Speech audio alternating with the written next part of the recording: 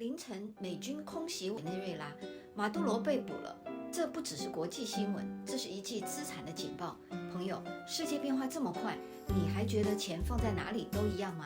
石油大国一夜变色，政权说倒就倒。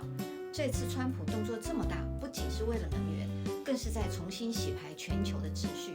袁姐在新竹房地产看这么久，明白了一个道理：当大环境动荡时，只有能握在手里的实体资产才是真的。